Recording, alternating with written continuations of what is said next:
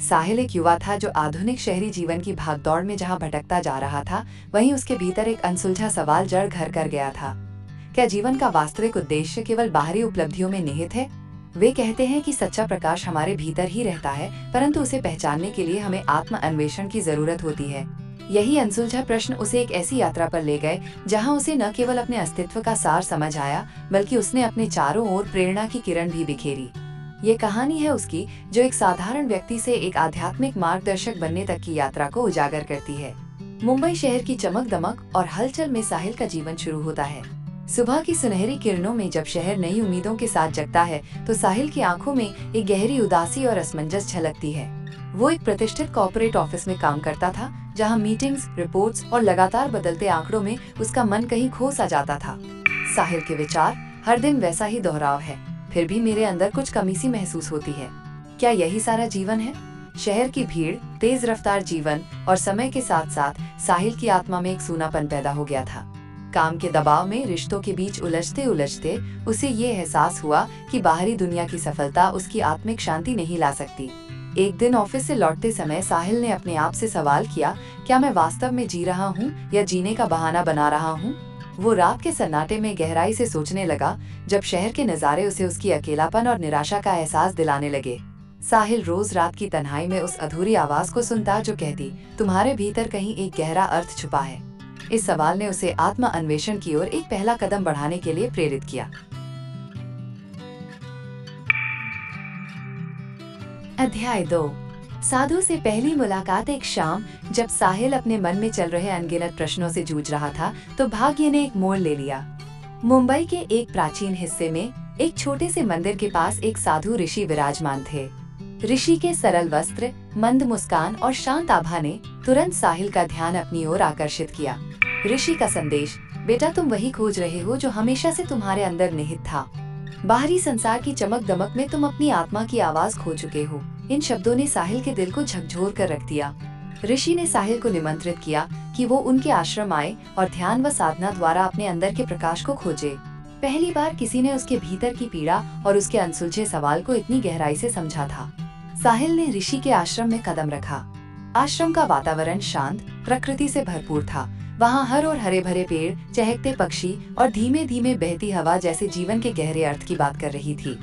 ऋषि ने साहिल को समझाया कि ध्यान के माध्यम से मन के हंगामों को नियंत्रित किया जा सकता है और भीतर के अंधेरे को दूर कर उजाले को जगाया जा सकता है। साहिल ने पहली बार महसूस किया कि शायद उसका उत्तर बाहरी दुनिया में नहीं, बल्कि उसके अपने भीतर छुपा है।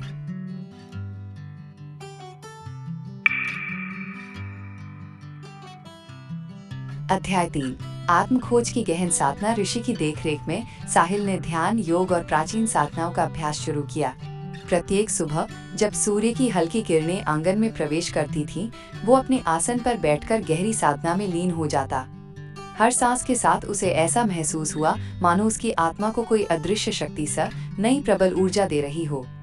साहिल ने धीरे धीरे अपने अतीत के दर्द, अपूर्ण आशाओं और अनकहे शब्दों से छुटकारा पाना सीखा।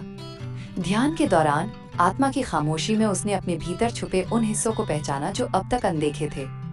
स्वप्न दृश्य। एक रात गहरी ध्यान में साहिल ने देखा कि वो एक विशाल प्रकाश के घेरे में डूबा हुआ है। उसके चारों ओर उड़ते हुए सुनहरे किरणें जैसे उसके सब अंधकार को छिन्न फटका दे।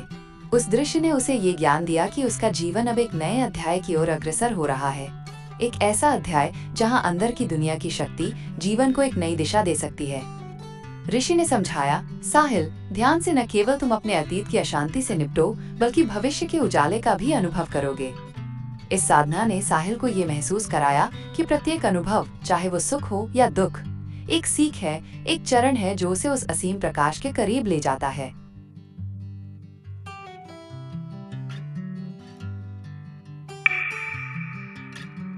अध्याय 4।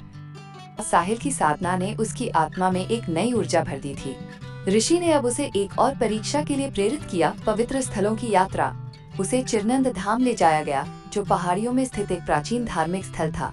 यह स्थान, जहां प्राचीन मंदिर, रहस्यमयी गुफाएं और प्रकृति की अनुपम छटा थी, एक ऐसा केंद्र था जहां जीवन की गहराई और प्रसन्नता का अनुभव हुआ करता था। साहिल ने पहाड़ी रास्तों पर चलते हुए महसूस किया कि जैसे हर कदम उसके भीतर के भय को मिटा रहा हो। रास्ते के किनारे खड़े प्राचीन वृक्ष, पत्थरों पर उकेरे हुए पुराने चित्र और मंदिर की घंटियां, सभी ने उसकी आत्मा में एक अजीब सी शांति भर दी। वहां गुफा के भीतरी अंधेरे में उसने दिव्य प्रकाश की झलक देखी। दीवारों पर उकेरी कहानियां, पुराने मंत्र और भूतपूर्व ऋषियों के अनुभव उसे अद्भुत लग रहे थे। उसने महसूस किया कि ये सब अनुभव मिलकर उसे बताने की कोशिश कर रहे हैं कि जीवन के हर मोड़ पर ज्ञान छुपा हुआ है जिसे समझने की जरूरत है। साहिल का मनन। यहाँ के पत्थर, इन दीवारों में बसी कहानियां बोलती हैं कि हमारे भीतर की शक्ति कितनी महान है यदि हम उसे पहचान सकें। इस पवित्र यात्रा ने साहिल के अंदर के संदेहों को पिघलाते हुए उसे आत्म साक्षात्कार की ओर अग्रसर किया। अध्याय 5।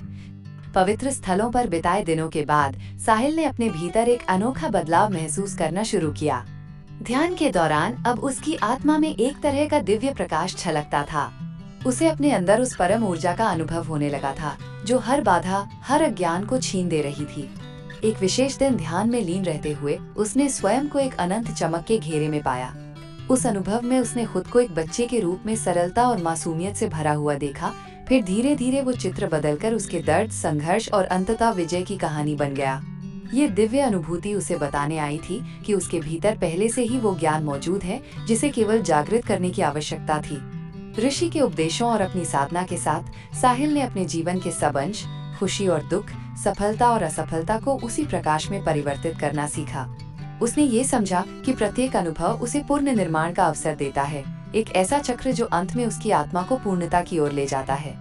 साहिल का अंतर्मुखी संदेश। मेरी आत्मा में स्थित वो असीम शक्ति मेरे भय के पार जाकर मुझे नई दिशा दे सकती है। मैं अब जानता हूँ, सच्चा प्रकाश बाहरी दुनिया में नहीं बल्कि मेरे भीतर ही है।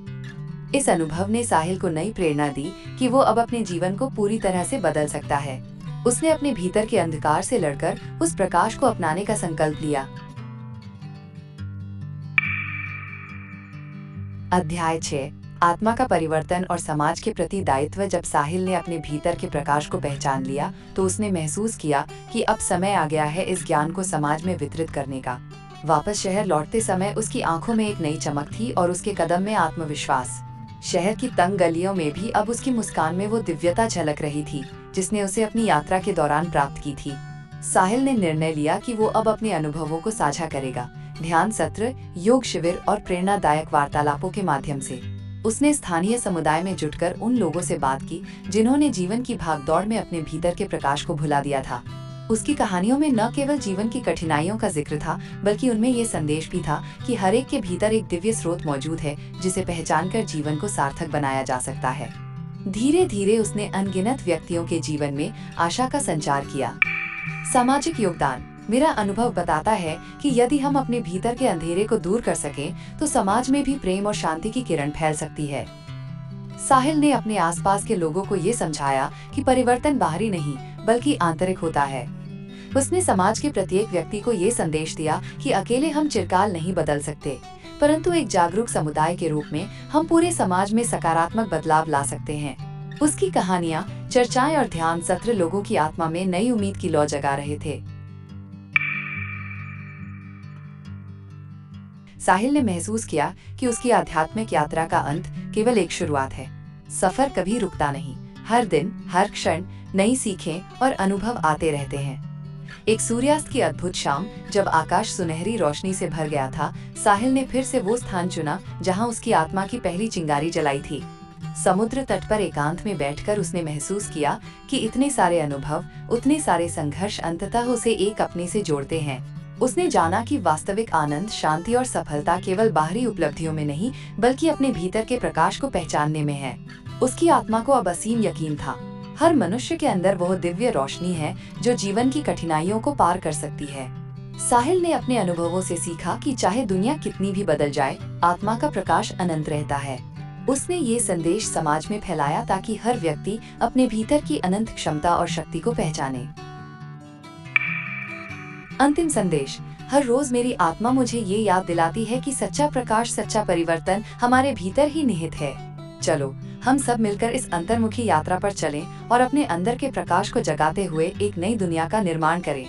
इस प्रकार साहिल की कहानी हमें बताती है कि जीवन में वास्तविक परिवर्तन और शांति उस समय ही संभव है जब हम अपने भीतर झांकें। उसकी यात्रा न केवल उसकी अपनी थी, बल्कि उन सभी लोगों की थी जिन्होंने अपनी आत्मा में आशा की किरण देखी। समापन। साहिल की कहानी को सुनकर आत्मा की रोशनी हर किसी के अंदर उजागर हो सकती है। यह कहानी हमारे जीवन के हर चरण में प्रेरणा का स्रोत बन सकती है, चाहे हम कितने भी खो जाने का अनुभव करें। अपने भीतर छुपी हुई चमक का एहसास करते हुए हम सब में वो क्षमता है कि हम अपने और अपने आसपास के जीवन को बदल सकें। और इसीलिए हमारे भीतर का प्रकाश कभी मुरझाता नहीं, वो हमेशा अनंत, अमर और परिवर्तनकारी रहता है।